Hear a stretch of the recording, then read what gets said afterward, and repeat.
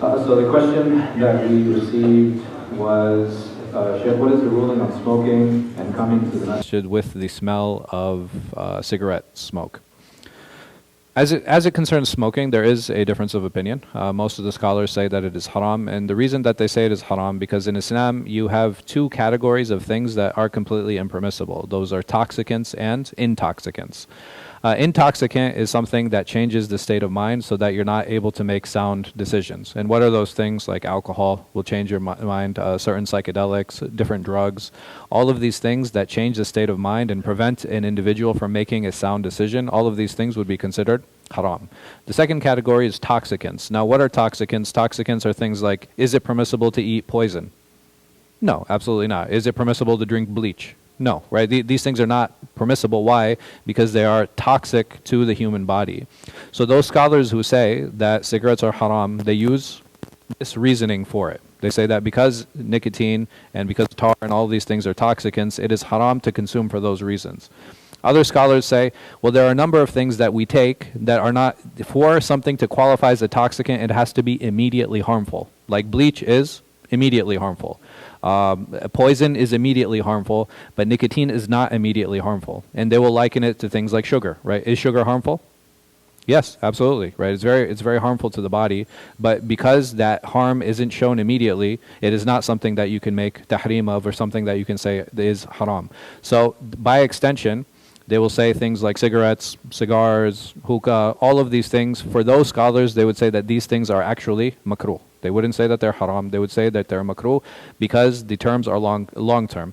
And when you have scholars who look at things, so you have two different ways to look at things. You have like ma'al and ma'akhid. So ma'al is looking at something that is long term. So even if I consume things that are not healthy. So for example, is it a good idea for me to eat potato chips and candy and all of these other things? No, right? This leads to an unhealthy lifestyle. Can it lead to diabetes? Can it lead to goit? Can it lead to other health problems, heart problems? Yes, absolutely. But based on that reasoning, can I make these things haram? Right? It's very difficult. It's very challenging. But again, those scholars will say, no, there are immediate things. If you look at the studies, it shows that if a person smokes, they have a higher risk for lung cancer, they have a higher risk for oral cancer, they have higher risks for other problems, like some people have issues with their voice box, and all of those things are in their place, and I definitely agree. Saying that, I am not in a position where I can force my opinion on someone else. If I believe smoking is haram, what does that mean? That means that if I'm actively staying away from it, I believe that Allah subhanahu wa ta'ala is going to what? He's going to reward me. That's what that means. And I ask Allah subhanahu wa ta'ala to reward us all for what we believe. And as long as you have an issue that there is khilaf in, then it is okay to differ with that khilaf. Also on top of that, with something like smoking, is smoking something that only affects me? No. So if a person does choose to smoke and he says it is makruh, I say, okay, akhi, habibi, no problem. Why do you have to do it in my home? Why do you have to do it in my space? What people do in their own personal space, in their own personal time, without affecting others, is their choice. And even when it comes to cigarette smoke, there's an intensity behind that smoke. So if someone smokes like an entire pack every day, the effect on his clothing is going to be greater than somebody who smokes maybe once a day. And just because we say something is makruh, does that mean that we should encourage people to do it? No, absolutely not. Even things that are halal, like we said, Doritos, or except for those who have the problems with the cheese, right? So, like if we use Lay's as an example, Lay's potato chips. Is it a good idea to eat 3 bags of chips and then follow it up with like 4 liters of soda? No, right? Just because something is halal, it doesn't mean that we should encourage that action. And it's the same thing with smoking. I highly discourage it. I discourage everyone from getting involved in it. It's a waste of money. It's a waste of time. But the question, all of these things are very important. There are a number of decisions we make in our life to stop ourselves from doing things because we don't want to waste our time and we don't want to waste our money. But are those reasons good enough now to say, because I have these reasons, it is now Allah subhanahu wa ta'ala has prohibited it? It's very challenging. It's very difficult. And those who say it is haram, I think their reasoning is very sound. I think it's strong. That it can hurt someone, that it causes harm to the body, that it is a waste of money, etc., etc., etc.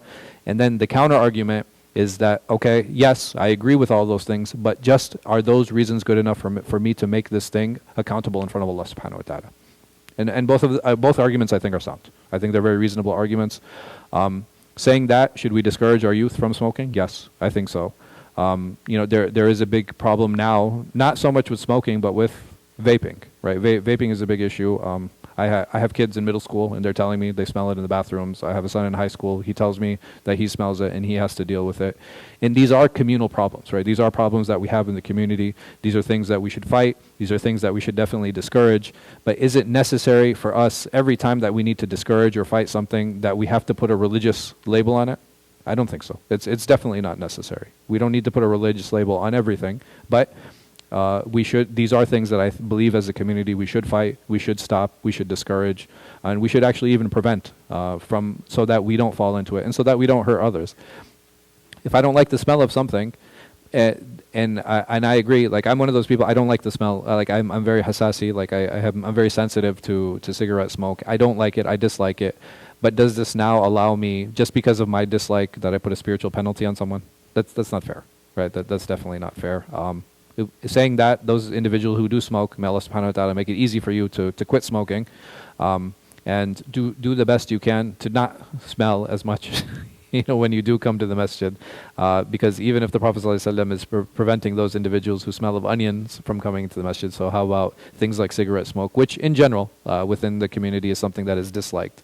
I know that there are a few people, and it's usually the minority that do like the smell of like cigar smoke or cigarette smoke. Most people, I believe, don't have a positive connotation or a positive view of how to deal with cigarette smoke. And Allah knows best. Wallahu a'lam wa sallallahu ala khayri khalqin nabiyina Muhammad wa ala alihi wa sahbihi wa sallam. Wassalamu alaikum wa rahmatullahi wa barakatuh.